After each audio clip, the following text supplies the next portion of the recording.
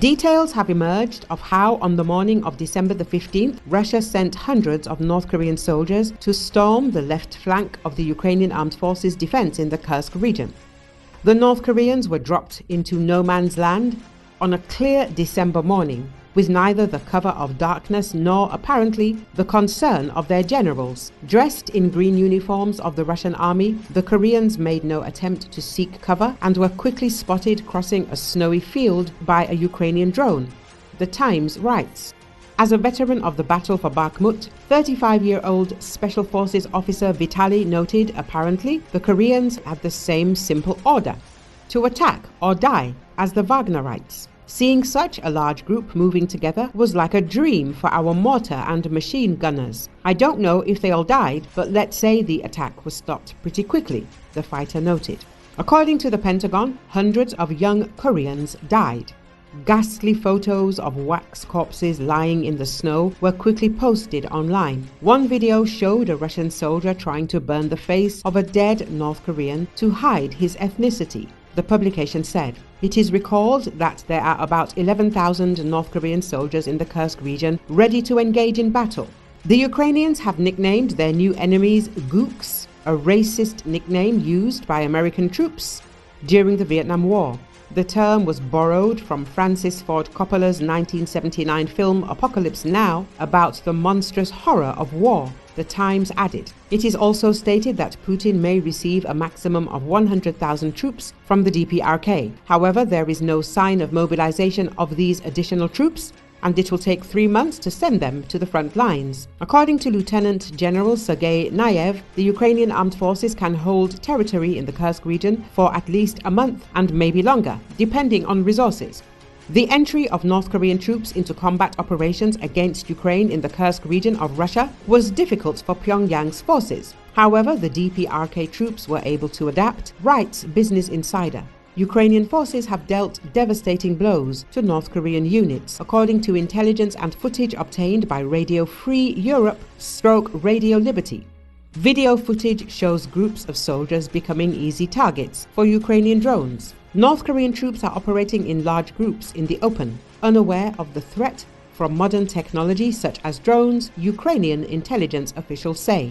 This is causing significant casualties. Senior US officials have said the North Korean death toll is in the hundreds. The North Koreans are clearly suffering unnecessary casualties because they were rushed into battle without adequate preparation for the unique threats, said Wallace Gregson, a former Assistant Secretary of Defense for Asia-Pacific Security Affairs.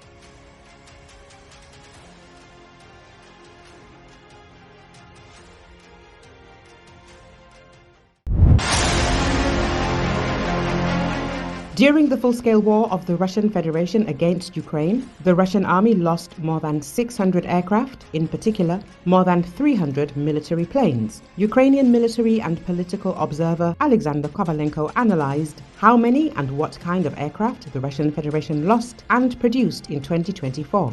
As the expert writes in the material for Oboz Revitel media outlet, Russia lost 3 A-50 long-range radar detection aircraft. They are not produced. The Russian Federation also does not produce Su-25s, of which it has lost 16 units this year.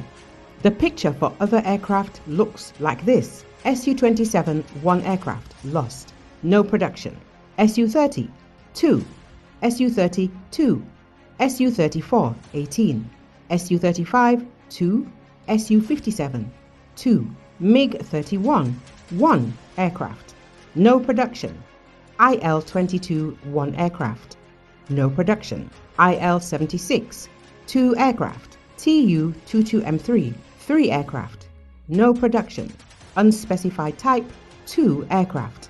Kovalenko emphasized that most of the destroyed or damaged Russian aircraft are not currently being produced. Therefore, each such unit is a painful loss for the aggressor country. This is especially true for the unique AWACS aircraft such as the A-50 and Il-22M11.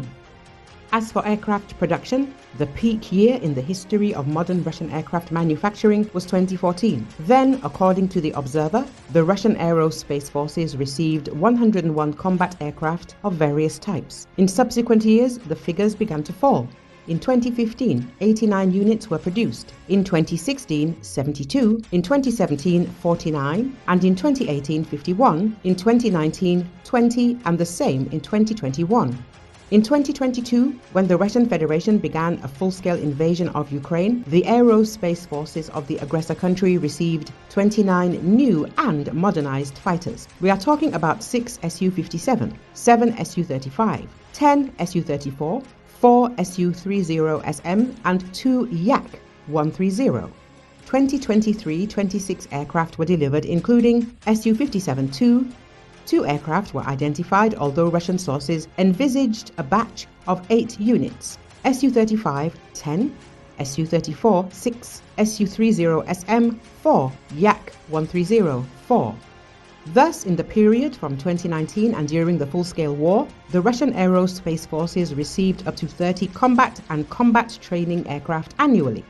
Despite regular losses of combat aircraft, they could not return to the figure of 100 aircraft, or at least 50, which indicates serious technical and technological problems in the Russian aircraft industry, Kovalenko explained. Today, the rate of production of tactical aircraft in Russia does not demonstrate a sharp increase. Almost all processes are carried out at a small-scale level. At the same time, the volumes of aircraft production do not allow Russia to fully compensate even for those losses of aviation that it suffers in the combat zone in Ukraine. According to statistics from the General Staff of the Armed Forces of Ukraine, since the beginning of the full-scale war against Ukraine, Russia has lost 698 aircraft. We are talking about 369 aircraft and 329 helicopters of the enemy. Aviation market development expert Bogdan Dolintz said that the total number of aircraft that the Russian Federation had was estimated at more than 2,500 units. However, only half were combat-ready as of 2022.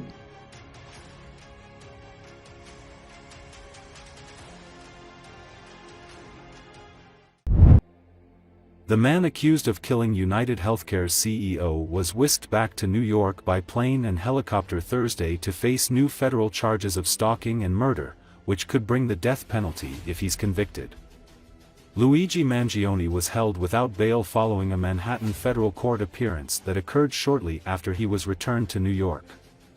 He remained shackled at the ankles throughout the 15-minute proceeding, during which he told a magistrate he understands the allegations against him. Mangione was immediately turned over to at least a dozen New York Police Department officers who were in the courtroom and led him to a plane bound for Long Island. He then was flown to a Manhattan heliport, where he was walked slowly up a pier by a throng of officers with assault rifles. The federal complaint filed Thursday charges him with 2 counts of stalking and 1 count each of murder through use of a firearm and a firearms offense. Murder by firearm carries the possibility of the death penalty, though federal prosecutors will determine whether to pursue that path in coming months. In a New York State indictment filed earlier this week, Mangione was charged with murder as an act of terrorism, which carries a possible sentence of life in prison without parole. New York does not have the death penalty. His attorney said dual state and federal cases puts the defense in a highly unusual situation. "Frankly, I've never seen anything like what is happening here," said Karen Friedman Agnifilo. She reserved the right to petition for bail at a later point. Agnifilo declined to comment as she left the courthouse. Luigi Mangione, the 26-year-old man accused of killing the CEO of United Healthcare, made his first appearance in a Manhattan courtroom on Thursday. Now, it was in federal court, not in state court where he had been indicted. That's because federal prosecutors have also brought their own charges against him. They have charged him with murder, a count that could bring the death penalty if he is convicted on that charge.